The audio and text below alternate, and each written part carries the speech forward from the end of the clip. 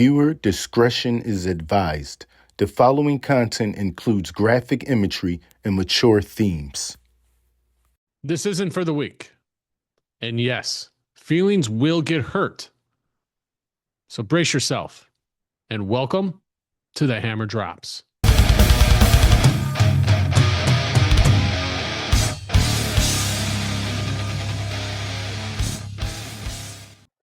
Hey, welcome to another episode of the Hammer Drops. I'm your host, Dave. Today I got a special guest for you. His name is Jess.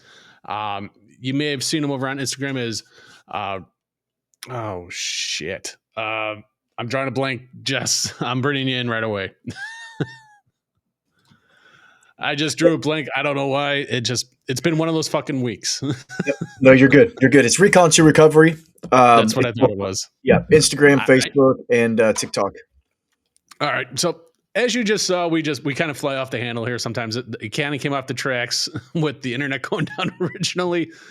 And I want to apologize because I've been having a lot of stuff in my personal life that's been going on. My mom just got diagnosed with stage 4 cancer. So I've been dealing with that back and forth to the hospital. So I do apologize. I knew the name. It was in my head, but I didn't want to fuck it up. You're 100% good, brother.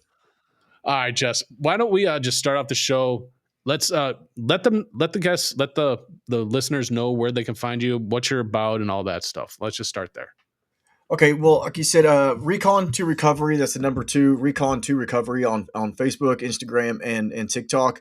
My TikTok account's pretty new as well as my Facebook. I just wanted to grow here on Instagram before I started to push out to see if I could grow, and it just kind of blew up a little bit on me. What I do is actually I'm in recovery from drugs and alcohol. I spent and I was in, I'll get into more of that later, but I was in the Army and in Iraq and combat wounded and all that. And I just went down a really, really dark road after I got out. I ended up getting incarcerated for many years and in drugs and alcohol and just the worst you can imagine. And finally, when I got my shit together in 2023, I started working and advocating for mental health and PTSD and homelessness and addiction and recovery services and all that stuff, and actually work in recovery now as a recovery coach. I'm in college full time. I just finished up my junior year at Fort Hays State University online, and is studying social work to become an addiction counselor. And it's like life has just changed so much for me that I went from being on that side of hurting everybody to being on the side of trying to help everybody. And I just want to get the word out there to everybody that no matter what you've been through, homelessness, addiction, all that stuff, I've been there, and that you can come back. Well, and you know what? There's not a lot of people out there that are doing stuff like this. And me personally, from the bottom of my heart, I commend for everything that you're doing. I've we're friends on Instagram. I share a lot of your stuff because it hits home with me. I suffer from PTSD from certain things that have happened in my life. So the work that you're doing, it's wonderful, and it's, we need more of it. Let's just be honest. And that's I'm glad you brought that up about the PTSD, because when everybody hears PTSD, they think combat, right? And they think combat trauma, and really a lot of cases majority of cases aren't combat in America, and I'm sure it's anywhere else but I'm not sure about the stats anywhere else. PTSD means, childhood trauma, which I had. It means you've been in a car accident, you witnessed something horrible, or you've been through something horrible that's affected you to where it still affects you for this day, and it takes active therapy and active recovery to get hold of that, right? Right. Yeah. And see, for me, I was diagnosed with PTSD back in 2016. And the reason why, and it was the trauma that I witnessed. I witnessed my father die. I sat next to him, he took his last breath. And then I sat in there when they came, the hearse came and, the coroners came to take him out. I sat in the room and I watched my father be put in the body bag and taken out. And that, I'm telling you, that fucked me up.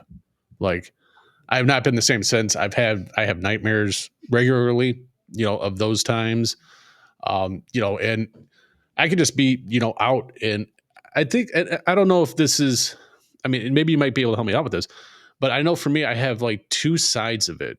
I don't know if that sounds familiar to you, but where I can have the like panic anxiety, Hmm. but then I have the other side where it's just like just anger, just pure anger just comes out, and it scares the hell out of me when it happens. And I'm not a big advocate for big pharma and stuff like that and taking medications, but in those instances when I have to take that medication, I have to take it. I don't have a fucking choice. Right. Is that something? I mean, does that kind of go hand in hand with PTSD from what you're learning? 1,000%. And that was the biggest thing is, as we get in without getting too into what anger is. Anger is a secondary emotion, right? It's always Mhm. something underneath that's causing you to be angry, sadness, whatever you're feeling, it comes out as anger, right? Because Mhm. that's the expression as it comes out. So, and that's the great thing about talking to people in an active, support groups, one-on-one counseling. I mean, I had to do all that, and let me back up a little bit from there because it's like when I was in the army, I was a staff sergeant. I was a scout. Was a cavalry scout, which is reconnaissance, which is, we spent all of our time in Iraq kicking in doors and stuff like that. So asking for help and sitting down in front of a therapist was the last thing on my list of things I was willing to do, right? When I got Right. home, because that was a sign of weakness. And that's how I saw it, was a sign of weakness. Well, and I think in society that just it kind of gets embedded in our brains that is, being men, that we can't do that. We can't show those signs like that to us is like, no, that makes us weak. We can't show that. Right. Well, and I say that like I just decided to go ahead and just jump into therapy because I was just so willing. But listen, it took uh, prison time and it took Mhm. years of addiction and homelessness and all that shit to beat it into me. And that's basically what it did. It broke me down to where I was like, okay, after living, I was 40 years old when I finally got clean and from drugs and alcohol and started active recovery. It's like it takes a beat down sometimes. Some people they learn a little bit easier than others. I'm unfortunately a hard learner, man. That's just no other way to put it. No, and I'm the same way. I'm a hard learner. My path to where I'm at today. I started off when I was 17 years old. With I've been through drug addiction. I've been through the system with jail and all that stuff. And to be able to come out where I'm at today, where everybody and their mother would say, because of my past, that you're not going to amount to anything, and to be able to prove people wrong, that yeah, you can come back from this. You just have to put in the fucking work to do it. I mean, you're a shining example of that as well. You just put in the work and you fucking come out of it. Yeah, and that's the thing about it is people don't understand it is a lot of work. That's basically what it is I tried to get clean so many times throughout the years. I just whether it was I wasn't ready or whatever it was, it doesn't matter why I didn't get clean and why it took me so Mhm. why I had to go down so far. I'll never understand that. And I don't have to understand that, right? That's the thing about it is I just Right. have to understand what I can do now. And the thing about it is like yeah, is people there's always going to be people out there to this day that are probably and I just don't let it bother me that will probably never approve and say that I've changed. They'll probably always say Jess will always be this or that. And I would like I'd be lying if I said that it didn't bother me early on because it did. I wanted to prove when I got clean and I got healthy, I wanted to prove to the world that I wasn't this bad guy that everybody thought I Right. was after the war and that and I was just some criminal or drug addict or drug dealer or whatever it was, or abusive dude. I was just because I was all these the anger there. Mhm. If you came across me, there was a good chance we were going to get in a fight for no reason, and guarantee it was going Yeah. to be my fault, right? Oh yeah, no, and I've been there. I remember one time I was at a gas station. I was putting gas in my car, and somebody just looked at me just the wrong way, and I was up in his face, like starting to fight, like fuck you. Who the fuck do you think you are staring at me like that? Right. But that's part of the mentality, and I think there people don't bring to light a lot of the things with PTSD and like certain triggers and just certain things and how people are. I mean, and it's people just kind of brushing underneath the fucking carpet, like whatever. But I mean, it's reality. I mean, this happens daily. I mean, it's happened to me, it's happened to you. I know other people that suffer from it, has happened to them as well. I know for my brothers who have served, both of them over in Iraq during the wars, one in the Air Force, one in the Army. I mean, just what you guys have seen over there and been through is just enough to just break anybody. I mean, let's just be honest. I mean, it just breaks. I mean, I see what my brothers have gone through. My one brother, he had to move. We live in Northern Illinois. He literally moved from here up to the upper UP of Michigan, just to get away from everybody. Right. And that's what he needed, because when he was here, he was staying with the buddy. And I'll tell you the story. He was, and obviously the guys that, when they come back from the war, they have a hard time sleeping and stuff like that. And, that was typical for my brother. He was up and he heard somebody outside. Now, mind you, where he was staying at, the guy's ex-girlfriend came over, who was married, but was going through a divorce. Well, my brother hears some rustling outside. What's the first thing he's going to do? He grabs his gun. He goes outside and he sees somebody looking in the windows. He puts the gun to the guy's head. Like, who the fuck are you? What are you doing here? And the guy's like, relax. I'm a cop. My brother's like, I don't give a fuck what you are. You're on private property.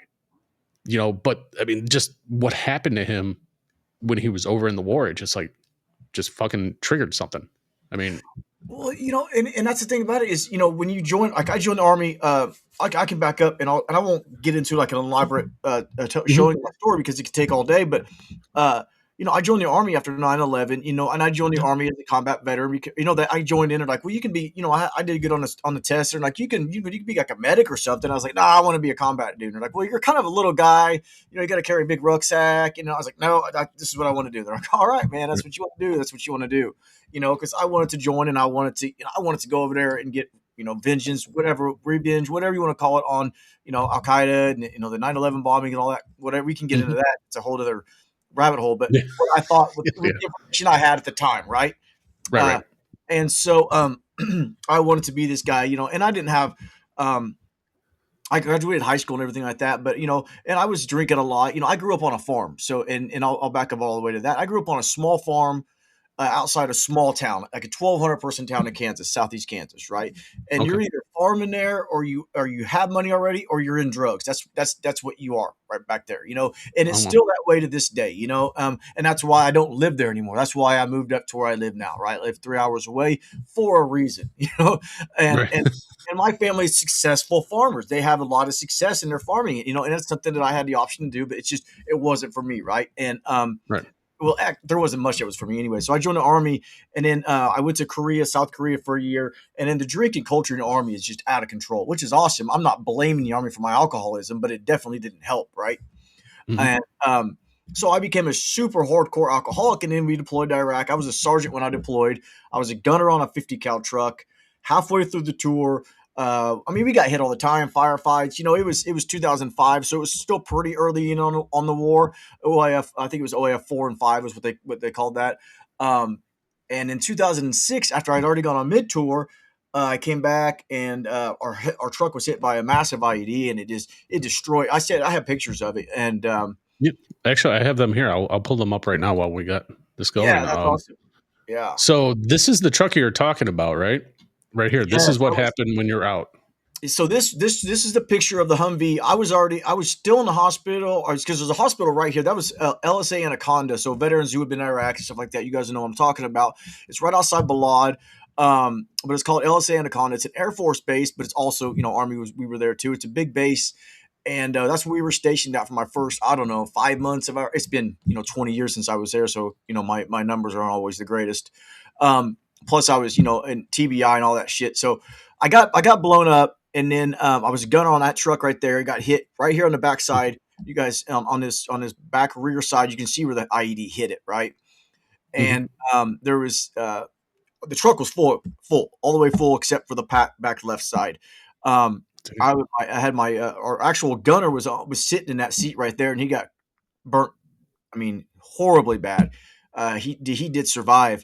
My boss at TC, the truck commander, who's in the front right seat, it got burnt really bad, pulling him out. And everybody. It was just a horrible fucking situation, right? Just the worst. I got ejected out of that. It hit so hard, the 3155 artillery rounds that hit us.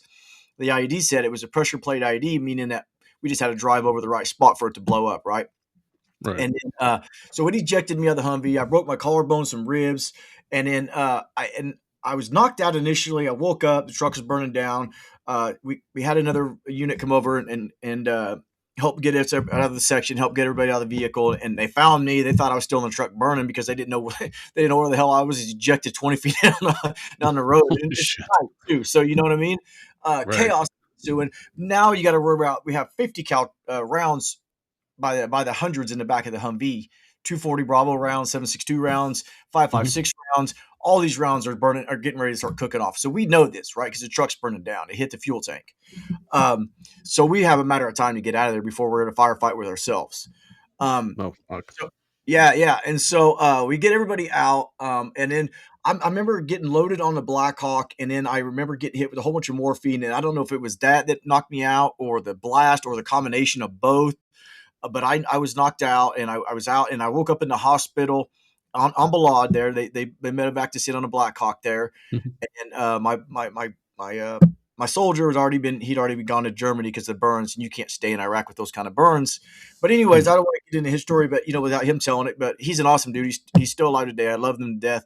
And everybody, I mean, the band of brothers I had there is somebody that I'll never ever forget and always will love. And but I finished my tour out in Iraq, and I came home from Iraq, and I was a mess. I was drinking when I got home, and then I was on all these painkillers because of the broken bones. And I had a couple surgeries when I got home because I stayed, so I never got the bones that I got broken healed. Mhm. I had my collarbone done, and then anyway, so I was going through the I let me back up. When I was in Iraq, I re-enlisted for indefinite, meaning that I could stay. I wanted to stay as long as I could, right? Right. Took a cash bonus, and then I got home, and then they're like, "Well, we need to do some more PTSD or traumatic brain injury screening because you're blast, right?" And I was like, "Okay, whatever." And we were getting ready to redeploy back to Iraq, and within Mhm. like 6 months, and I was promoted to staff sergeant, which was making rank pretty fast. I was loving life, and then they said, "Hey, man, your brain injury is too bad. You got to take a medical retirement." So it was like a knife to the heart, right? My dream, Yeah. my life. The only thing I've ever been good at in life was being a scout, right? It was the way I felt. I was married. I had 2 kids that I very very young baby kids, and I had a wife that had left me because she was just like, I'm not going to deal with this craziness, right? Right. So long story short, I ended up taking a medical retirement. I got out. I was married to my second wife. I jumped into a quick relationship after my first wife. It was really abusive relationship on my part, and then I caught her in an affair with one of my soldiers. And then, long Oh, story short, I ended up going to prison for assault, kidnapping charges, all this shit, and a lot of it ended up getting dropped. And I ended up pleading out to assault charge, and then I went to prison, man. And when I got to prison, it became heroin. And then I got out for the first time. I headbutted my parole officer for fucking talking shit to me, and then they gave me another assault charge on a police officer this time. So I went back to prison, and then fuck. so I just went down this spiral of, and a lot of people say, oh, the Army didn't treat you right, and the Army didn't do this for you. It's like, yeah, the Army could have done better, the VA could Right. have done better, but really, we are responsible for our own recovery, man. And that's Right. something that I didn't get for so many years, is that I was always, and I always played that victim role so well, right? That it was Right. a reason for me to continue to use and drink. It was a reason for me to be like, don't let him go, let him go, let him drink because he's got a purple heart and he was hurt in Iraq, right? So Mhm. it's like, but how long are you going to sit in your self pity before you realize that you're fucking 40 years old like I was and had nothing Right. in life?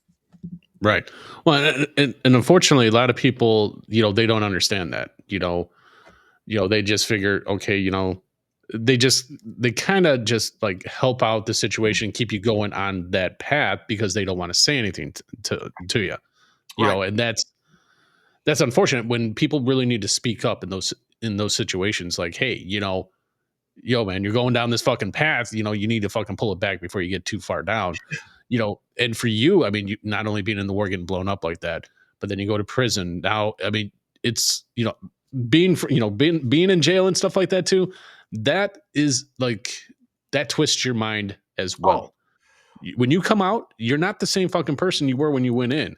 I know when I first came out the first time, like I had a different attitude, and I remember to this day when my dad picked me up, and he's like, "Hey, I got you some McDonald's and stuff like that, something to eat, because let's be honest, jail food sucks." yeah. Although I will say this, when I was locked up, the biscuits and gravy, that's how I got turned on to biscuits and gravy.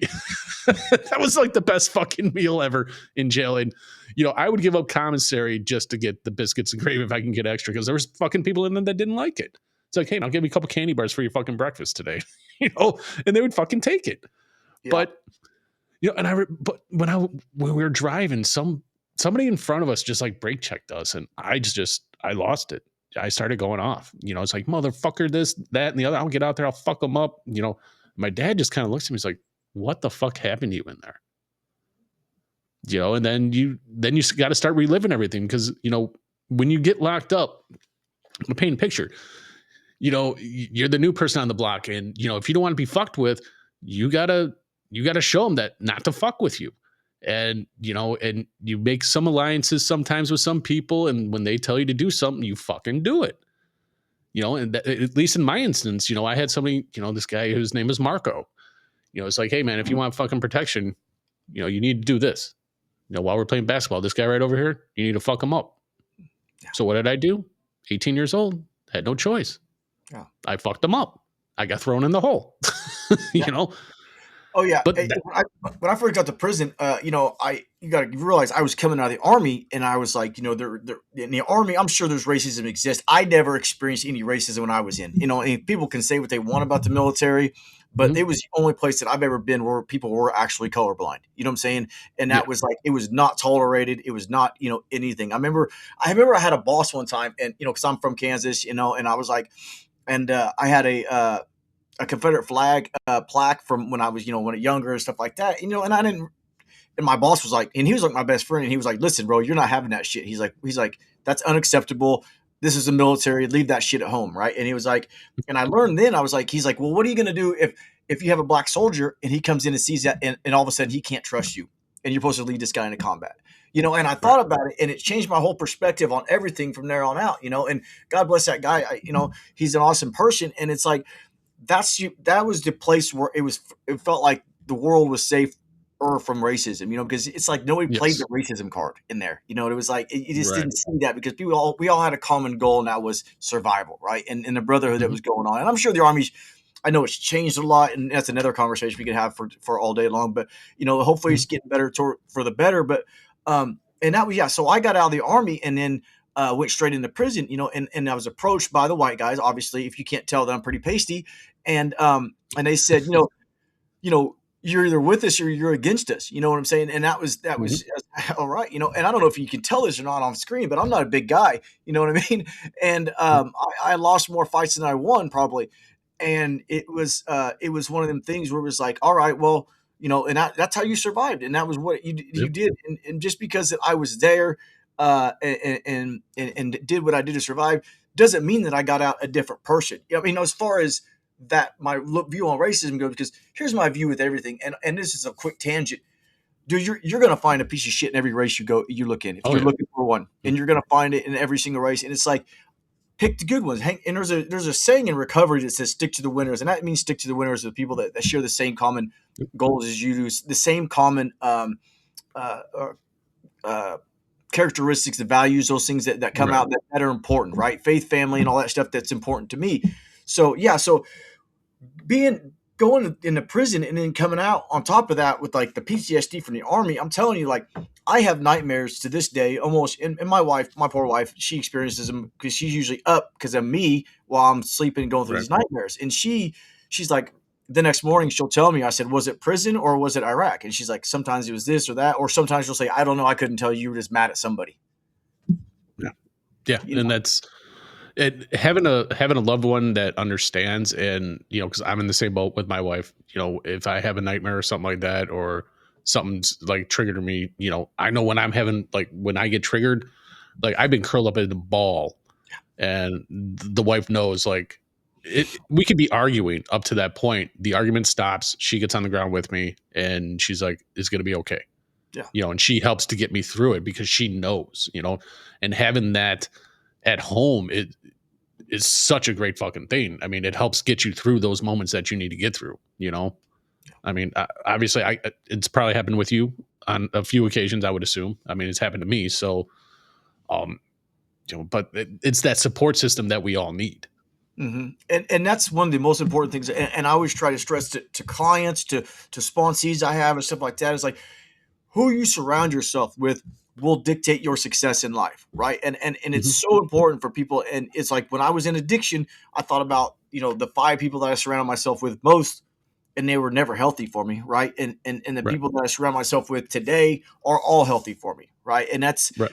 And that's the difference. Is it's another, going back to the stick to the winner thing. Is just like, and it's not, when I say winner, it's not what I'm saying money, financial gain, economics, social status, none of that. But it's like the people that share the values that make you a better person, and not only that, the people Right. that are going to hold you accountable for when you do something that's not honorable, something that's not acceptable, right? Because we Right. all have our flaws, and as much as progress as I've made in my recovery, there's always room for growth. And as soon as I think that there's not, is when I'm gonna start having issues again in life, right?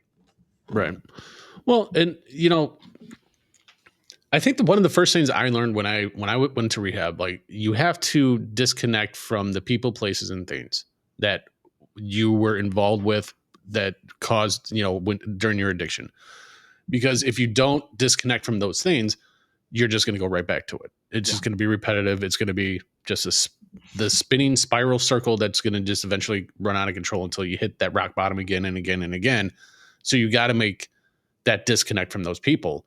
And for me, I know that was like one of the hardest things for me to do. It's like, well, this guy, I've been friends with him for so fucking long. Like, the first time I was in rehab, I'd go back and hang out with him. And what ended up happening, I start using again, Yeah. and it's just like, and then finally it just clicks. It's like, well, I really need to get the fuck away from these people, get away from the places that I was going to all the time. And, if I want a fucking shot at living and doing better, I have to make this course correction, because if I don't, I'm just fucked.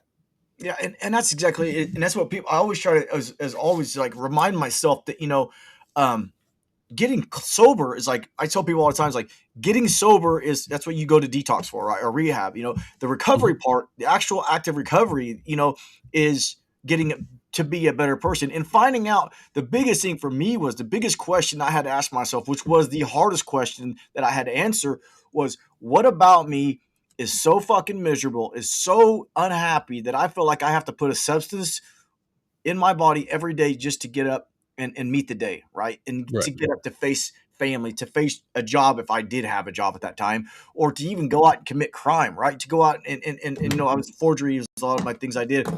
And it's like, what about me felt like I just couldn't be whole without having a substance? And when you ask yourself that question, man, it generally, I mean, in my case, it goes back to childhood, right? And it goes back Mhm. to, you know, what were these beliefs I had about myself that were invalid, that I thought were like, that I wasn't good enough, or that I wasn't strong enough, or that I wasn't lovable, or that I wasn't, cared about. All these things. It's Right. like, are those really true? Are you still holding these? Are you still holding these assumptions about yourself that have been proven wrong time and time again? Because if all those were true, you wouldn't have been able to be a staff sergeant in the army. You wouldn't have Right. had married a wife that loved you, right? And all Mhm. these things. It's like, these are just question. You have to question these beliefs you've had, because just because you've had a belief for 40 years, or 80, or whatever it is, doesn't Mhm. mean that it's correct, right? Right.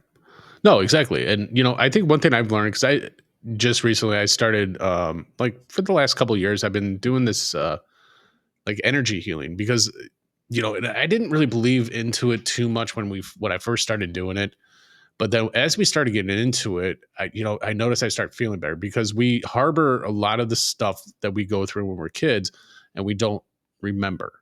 Yeah. And that's the thing, when you don't remember. So that's why you go see these people like energy healers, because they're able to somehow, some way, be able to see, like, what's kind of going on. It was fucking weird. And I think the one time that it clicked in my head that it actually works was, I had this pain in my neck now, Mhm. and I was doing it kind of like this, just over Zoom, having the session with her.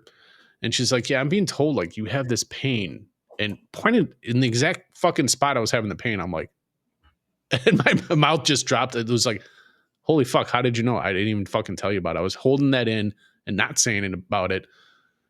And then, she was like, yeah, it's right over here. Tell me exactly what was going on. It's like, holy fuck. But, you got, I was putting in that work, especially with the PTSD, to help make it a little bit easier on me and try to work on the issues that I might have had when I was a kid that I don't remember. Mhm. And but I mean, a lot of the stuff that happens that make us who we are is a lot of the shit that's happened to us when we're kids that is so suppressed because of everything that's going on. And unfortunately, we have to, and I believe you have to be able to deal with those things head on to be able to fully be able to recover from whatever trauma that you've been going through. 100%. 100%. Because, that's, I went to, before I went and finally got clean this last time, or got clean, because I was never really trying to get recovery. I wasn't ready to get clean yet because I liked my Right. drugs and I liked my alcohol because they numb my pain, right? Temporarily. Right. Caused more pain, but they numbed it, right? So when I went to 7 rehabs, my seventh rehab was when the one I got clean on, right? And Mhm. I never stayed, and or if I did stay, I wasn't serious about it. It was usually out for less than 24 hours before I got high or drunk, and then or both. But this last time, what had happened was I had cases pending for forgery, and I was just out there running amok, and my wife was going to leave me, and it was just my life was rock bottom again. You know what I mean? But rock bottom has a basement sometimes, and it's like, Mhm. uh, yeah, I was just doing the most, and I got to rehab, and I finally was just like, you know what? Everything was fucking just the worst it could be, and I was at rehab, and I got caught using at rehab, believe it or not, right? I was in there for like 7 days or 10 days, whatever it was, and I got caught using. Well, and the director of the place was like, Jess, you're getting ready to go to prison if you don't knock it off back to prison. What are you doing? And I was like, I don't know, man. It's just what I'm so used to doing is finding a Right. way to numb the pain, right? Mhm. And that's a society thing, right? We don't want to feel pain. We want pleasure and least amount of work, right? And that's just kind of how I Right. spent a lot of my life after the military. And at that point, he had a conversation with me. This guy Dylan, I'll never forget him. I have still in connection with him today. And he says, "Well, just," he said, "What are you going to do if I kick you out of this rehab today?" I said, "I'm going to go home and get high." He said, "Yeah, I know that, but what are you going to do if I let you stay?" And I said, "Well, I'm gonna change it. I'm gonna do something different." And he says, "I don't believe you, but let's see and let's give you a chance." And he did. Right. And I decided to stay 60 days instead of the court order 30.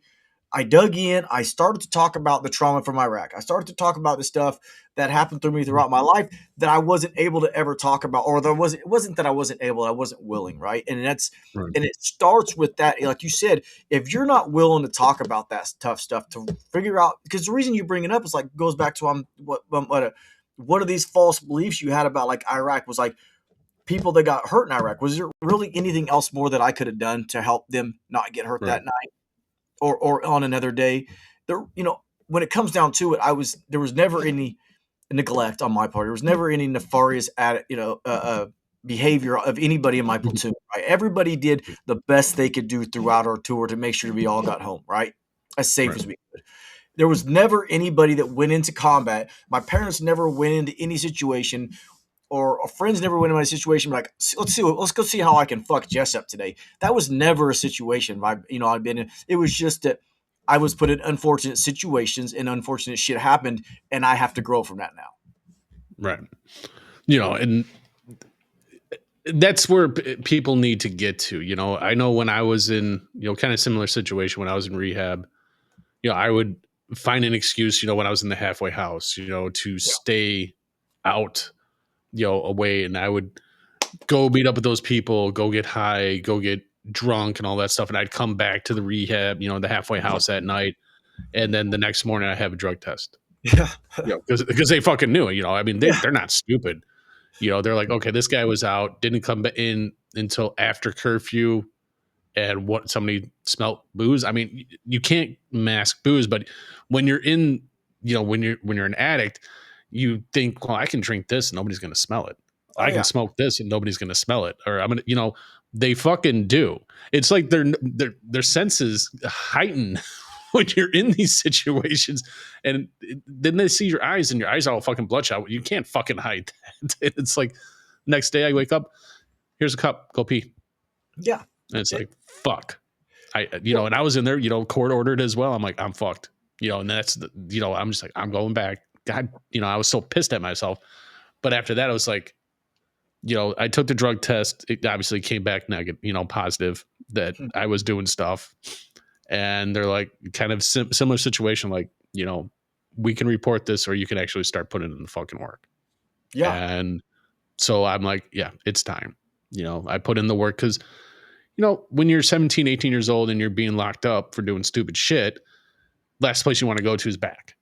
Yeah. You have an opportunity at that age or any age to better yourself. You don't want to reverse course and go back to the way you were. So, but sometimes it takes multiple times. It's going to take people to stumble, to fall down, but having that person there to offer and extend, like you had and I had, that last opportunity is all somebody needs. I mean, it Yes. goes a long way. And throughout all my years of addiction, almost all of my during all since I got out of prison, the last time, which was from Colorado, where I was in prison in Colorado, and I came back to Kansas. I had one person, it's a mentor of mine, and he stuck by me when nobody else, I mean, nobody stuck by me. Family, friends were gone. There was this one guy, and his name is Bob, and he stood by me, and he's still there today. And I mean, he stood by me when, like, everybody was like, why are you helping this guy? Why are you trying to support Right. this guy? He's a lost cause. He's no good. He's never going to change. And he's someone who has strong faith in God, and he Mhm. was with me through all these relapses, through all these jail sentences, and relationships that was it's just all this. And I remember one time he told me, and I'll never forget what he told me. He says, and I didn't get clean then, but I remembered what he said. Right? I said, he says, Jess, until you find God, until you find a higher power, Mhm. and his God is Jesus Christ, which is mine as well. But I don't care who your God is, as long as you have a higher power that's Right. healthy, right? Mhm. And it doesn't incite murder. Then right, That's it's right. like, as long as you have a higher, it's until you find a higher power, until you find something bigger than yourself to live for, then Mhm. you're always going to be in this situation, and it really hit me hard.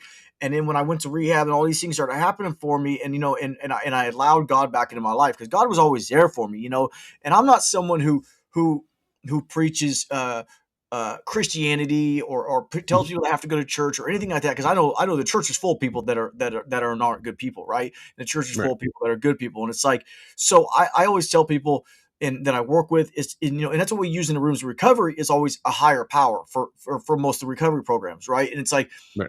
there's Buddhist recovery out there. I participate in Celebrate Recovery, which is a faith-based Christian recovery. I'm really involved in our NA downtown, which is Narcotics Anonymous, Mhm. here in town. I chair that meeting. I bring a meeting up to the VA. But I always tell people, it's a higher power thing. If you're the biggest thing in your life, if you're the God of your own life, then, man, Right. then you're going to have a really small world, and you're going to have a really unhappy world, because your God's going to depend on what your mood is that day, right? Right. No, exactly. I know Yeah. for me, I mean, when I was in rehab, when I was going through my recovery and stuff like that, I mean, yeah, the higher power thing was a big, big thing. I mean, unfortunately for me, they were really pushing, God and stuff like that. Yeah. Um, and for me, I grew up Lutheran. Hmm. I was kind of forced to go to church. I mean, that was the typical thing, growing up for me. It's like, okay, you got to go to church. You go into church until you confirmation and all that stuff, and then you can make your choice if you want to continue going. I was the guy that would ditch confirmation classes because I just couldn't understand. Hmm. It just wasn't resonating with me. And so I was that guy ditching those classes and all that stuff and just kind of doing whatever.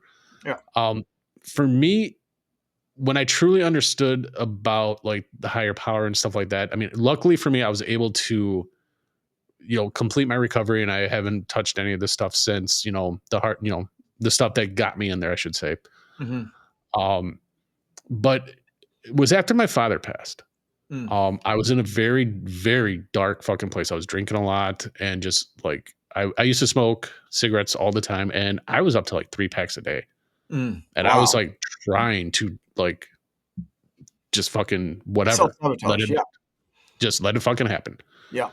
And that's when I found my I guess you can say my calling or whatever. And that's when I turned to Norse paganism.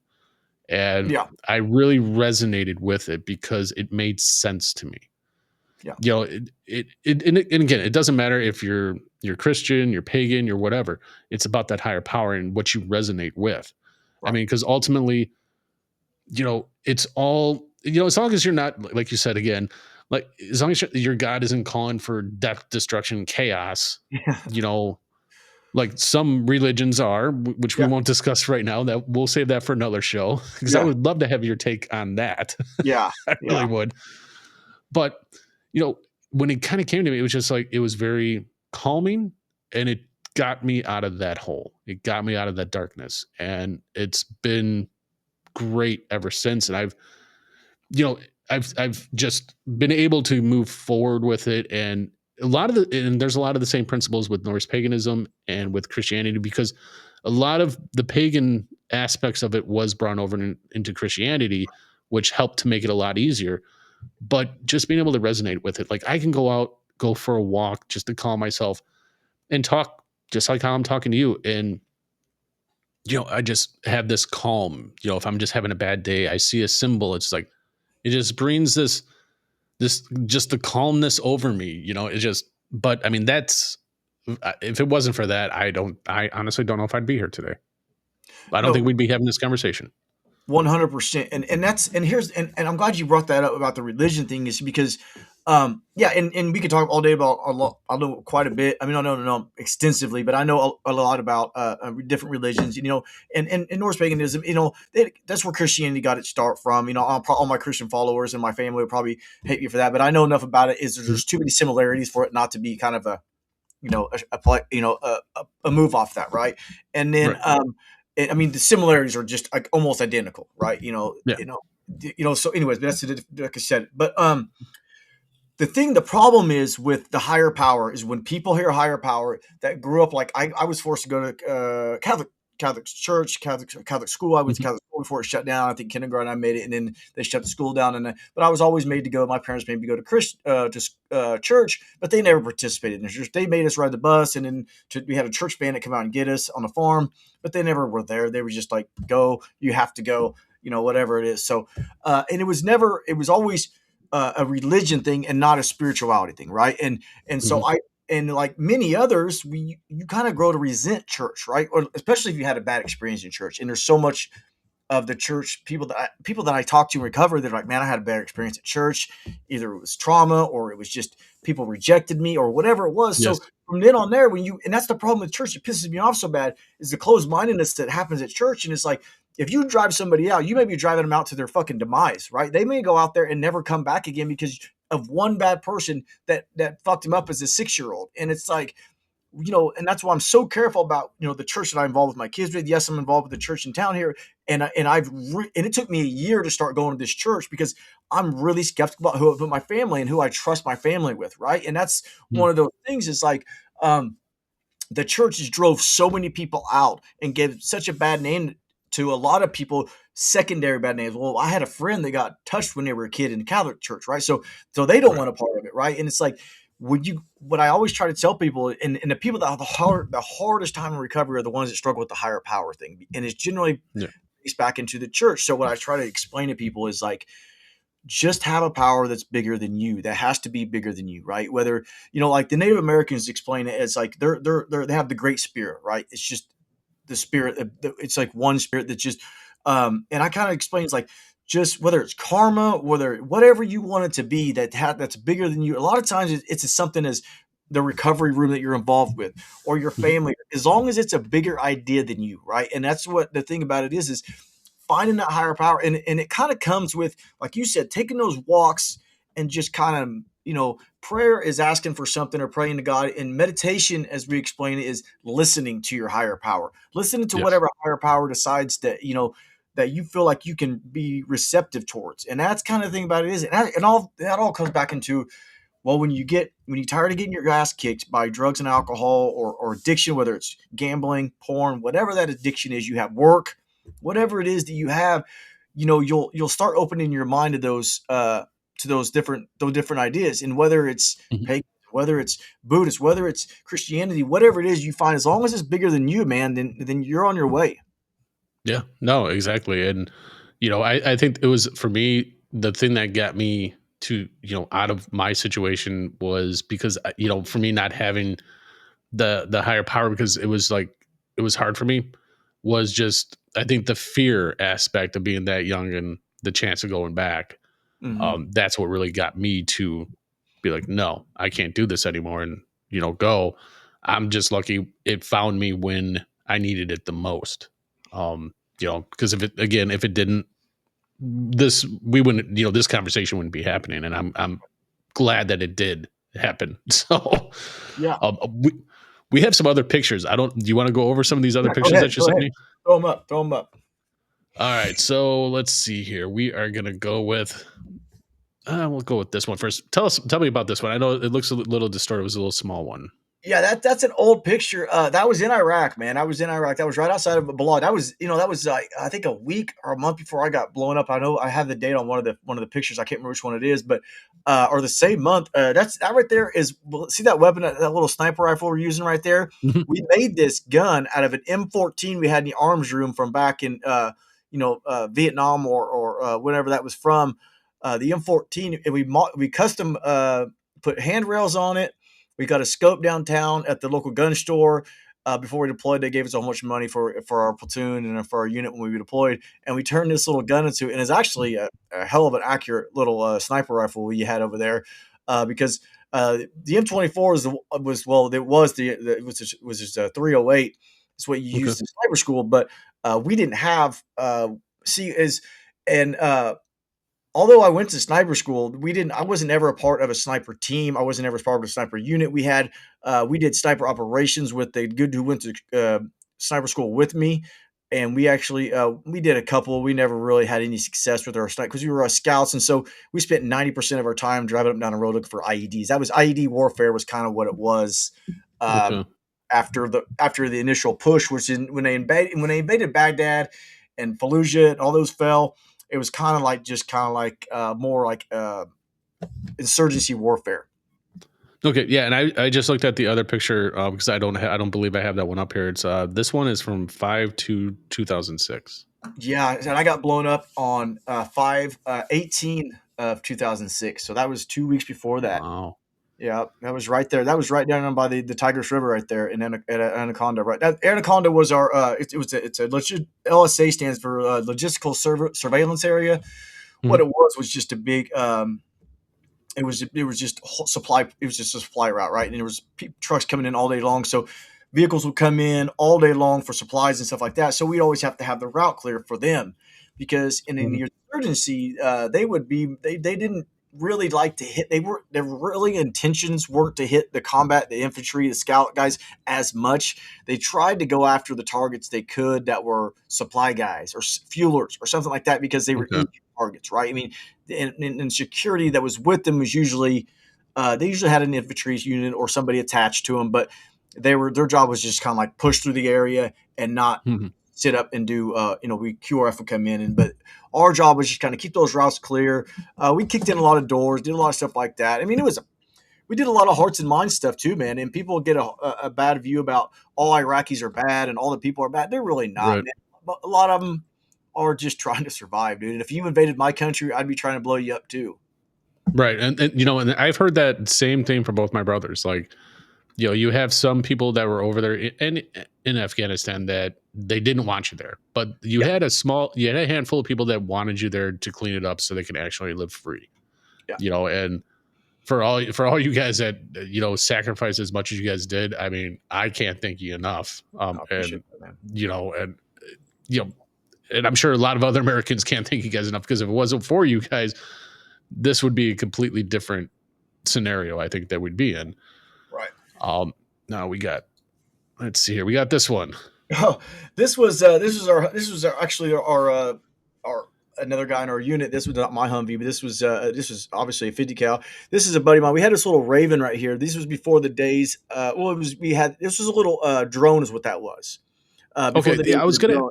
It's an airplane. Well, here's how ghetto it was, dude. This was 2005, 2006. So we took off. You ran with this thing and took off with it like an airplane, right? And then you had a remote control that it would drive it around. It was called the Raven, and this thing would fucking go down all the time. Like it would go down, so we had to go gather it up, right? So they didn't get it. So every time he would go down, they'd be calling us up on QRF and be like, "Hey, we had another Raven go down. And go find the fucking thing." And sure enough, some Iraqi dude would have it. Some farmer would be like, "Here you go, man. Here's your fucking broken down ass plane back." You know, how you describe how they take off. It reminds me. Remember those when you were a kid? Those styrofoam planes Yeah, where you could. exactly. It sounds like one of those, and I'm just like, holy shit! I mean, because that almost kind of like almost like looks like it. It And was. just imagine how our technology has just come like to where we're at today. We start from here, and where we're at today, it's like holy fuck. It's crazy, isn't it? It is. It Oh, is, and it's we had a lot of cool equipment then. We had a lot of stuff that was just like we had IED blockers and stuff like that that were in the Humvees that worked on the radio frequencies, and that's why like the Al Qaeda. So people don't understand about these Al Qaeda men in Iraq and Afghanistan, all these third world countries, man, they're good at one thing, and that's combat, right? And that's one thing they're right. fucking good at. And we would adapt, they would adapt. We would adapt to their new technologies, and they would adapt to ours. That's where the pressure plate IEDs came in because we kept blocking the radio frequencies from the handhelds going off Mhm. in hand because they would hook a radio up or a cell phone and they called a cell phone and it would blow the bomb up, right? Well, they figured out that we found a way to block those signals, right? So what they did was they started laying wire down to where you drive across the road, it would connect and blow up, or the pressure plate, So Mhm. they would adapt to us adapting to their to their warfare. Well, and I think what people don't understand, I think a lot of countries over there, especially in the Middle East, I know, especially China too, Mm, they start at a very young age to yes. learn about firearms, how to fire, warfare, all that stuff, and they do it for a reason. Where back here in the States in America, we have the luxury of schools, we have the luxury of Yeah.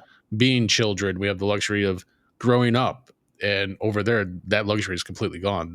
Because they don't know what's going to happen. You have all these countries that are constantly fighting each other for whatever. I mean, you have Iran fighting Syria, or Iraq fighting Afghanistan, or Afghanistan fighting with Saudi, whatever, Iraq fighting with Saudi, whatever it is. So these kids, I mean, at a young age, it's like they're thrust into being adults like right away.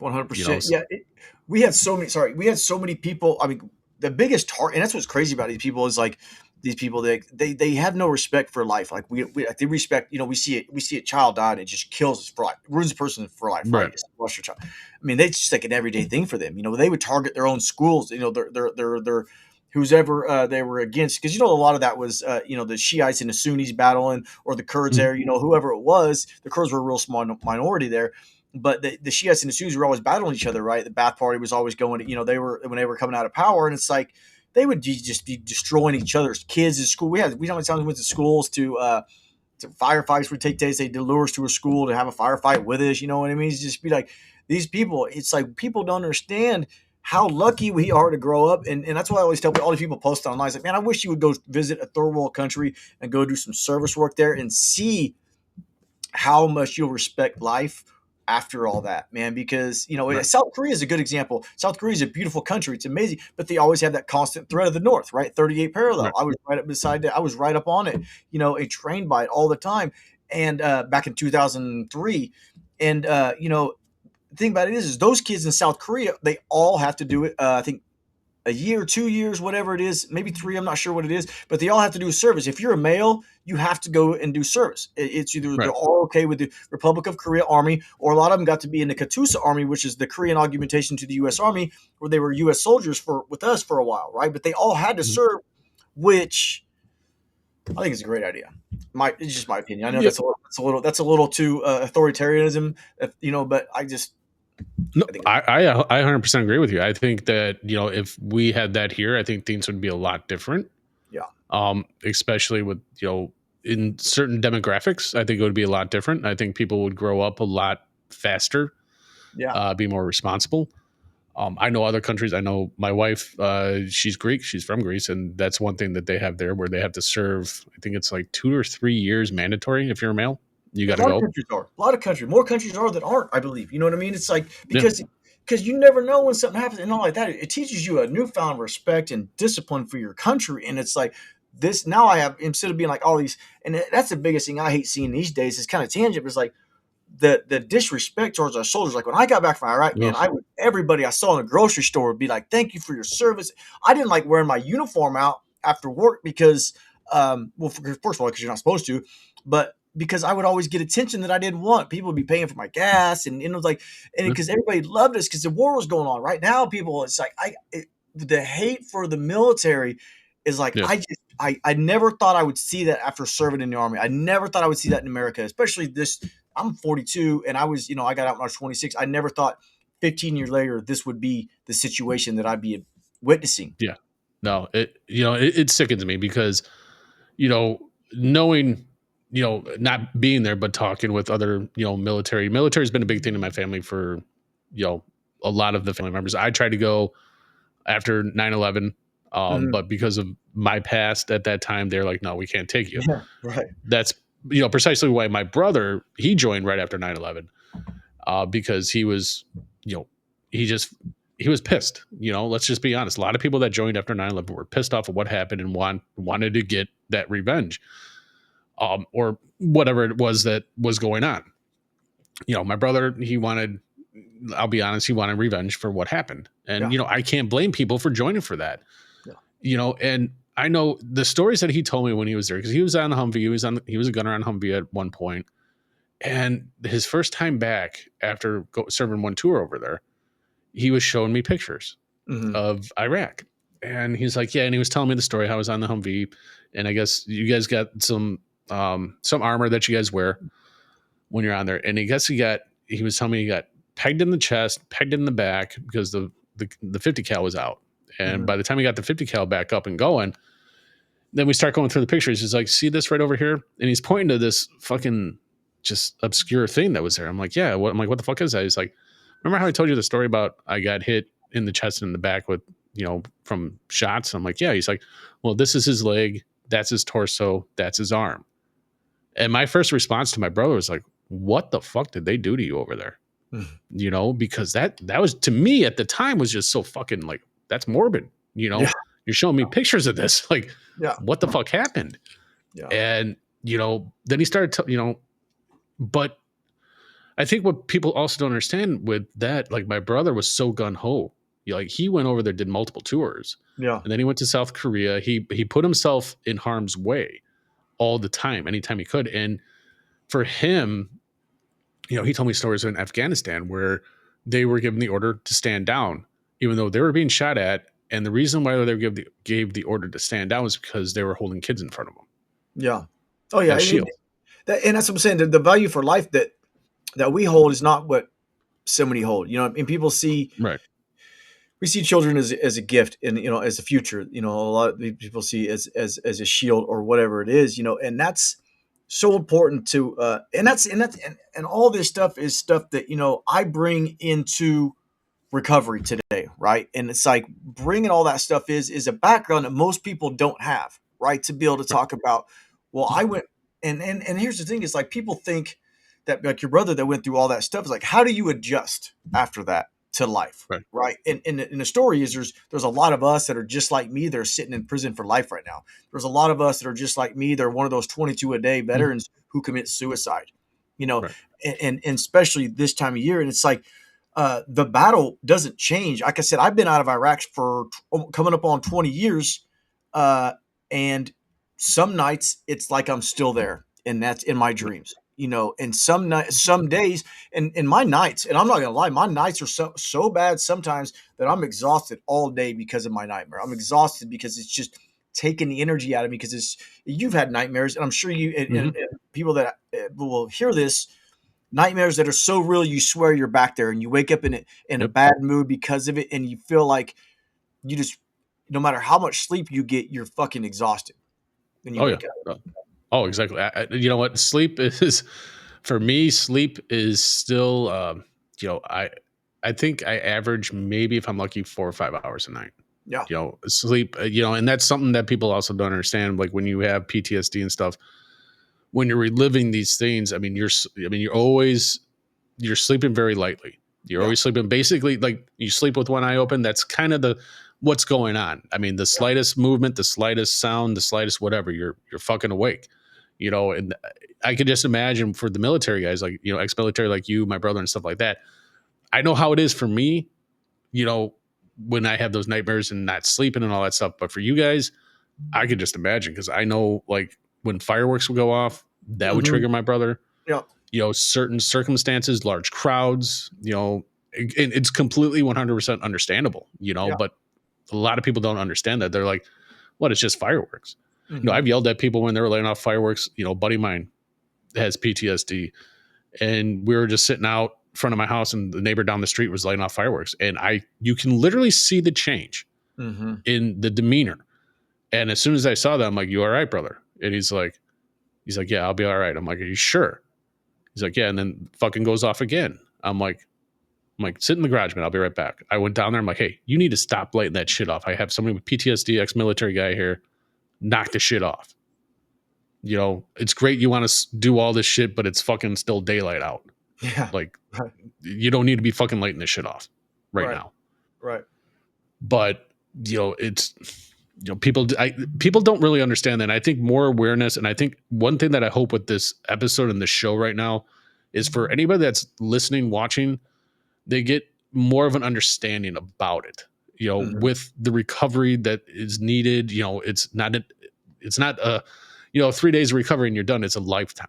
Yeah. You're walking this the rest of your life. It's when we say with PTSD, it's a daily battle. It's a daily fucking battle. You have your good days, you have your bad days. You can be having a good day, then all of a sudden, boom, at a drop of a dime, it turns to shit because something just triggered you. And I hope this really definitely brings more awareness to this. That's kind of what where I sit with that, and that's why I like doing episodes like this, is because it brings that awareness to the things that people need to, learn about more. Yeah. Yeah. And it raises the stigma. And that's the reason that I'm out there all the time. Cause like people hear felon or people hear combat veteran or people hear PTSD and they're just like, you know what I mean? The dude's less than or girl's less than. It's like, no, they have. And once you get on the other side of that, you bring more to the table to offer, because you can be like, not only have I recovered, but I have a story to tell for others that might need to hear that story. Right. Exactly. Or I listen to other stories when I go to recovery meetings, and I tell people all the time, I'm heavily involved in recovery because I can't afford to go back, right? I can't afford I'll lose everything I have, in my spirituality, my what sanity I have today, the family, the job and all these things. Is like, I work in recovery and I'm blessed to be able to show up every day to be able to try to help another addict out or try to help somebody struggle with mental health or alcohol or addiction, whatever it is you're struggling with. Housing, homelessness, all that stuff comes hand in hand, right? And it's like people want to throw money at things and throw it's money is needed. The programs are needed, but it's the time and the right resources in the right direction, right? Like the company that I work for, man, I mean, it's a nonprofit. We don't make a lot of money working there. You get into our job because you want to help, and that's it. If you don't want to help, then you find something else. You could definitely find something that pays better, right? Because you're not going to get rich doing it, but you're going to help more people at a job like ours and a company like ours than I've ever seen any other company help people. Like we get people. I work in a homeless shelter every week here, and I work in Kansas City, and I work in all over the different counties in our area. And it's like when I say we, the company, I don't do anything. I help connect people to resources so they can get housed and get into rehab. We put in people in the rehab, multiple people every day in rehab, multiple people in the housing, Oxford housing, shelters. These people are getting a chance at life, and what they do with it after that is up to them, right? And that's right. The thing about it. But we get them into recovery programs. We get them into the right resources, and I get to share what I'm sharing with you to my clients and be like, hey, you're struggling with homelessness, you're struggling with mental health, you're struggling with addiction, which is usually all three most of the time. A lot of times I've been there. This is how I got out of it. Maybe you can take this route too, or a similar route. But people have to understand that your recovery in PTSD, mental health, whatever it is your recovery is from, it has to be your own recovery, right? It can't be mine. Like you can't just I'm going to copy what Jess does. It's like, here's some ideas, but you have to walk your own walk. And here, the thing about it is you got to put in the work, and it's not just about attending recovery meetings. It's not just about going to rehab. It's about making sure that if you need to go to see a mental health provider, you're getting a mental health assessment done, getting on the meds that you need to be on that are helping you out. Right. You need to, in working with those meds, you have to be doing active, recovery. You have to be working a program. You have to make sure that you're balancing your work to your leisure and having a job. That's the biggest thing. Is so many people don't want to work, and not only does work pay money, but work is for to keep you giving you that purpose, right? What am I getting up for every day besides my family? What am I getting up for my community? But I need to go somewhere where I feel empowered and where I feel like I'm doing something for the betterment, right? And that's what I always advocate for work, man. Well, sir, I must say, man, I want to thank you for your service. I want to thank you what you're continuing to do to help others. And, we need more people like you. We definitely do. We need more people like you. And, I want to thank you again for coming on the show. I want to have you back on the show again. And I'm sure you're going to be, I would like to get you on a regular fixture on the show so we can get your message out there to more and more people. I have listeners all over the United States, all over the world that listen to the podcast. So hopefully this episode will resonate with somebody that is struggling right now and reaches out to somebody that, somebody like yourself that can help, because that's what we need. We need to stop the stigma of, addiction and, focus on recovery and helping people to get through these things. We need to do that.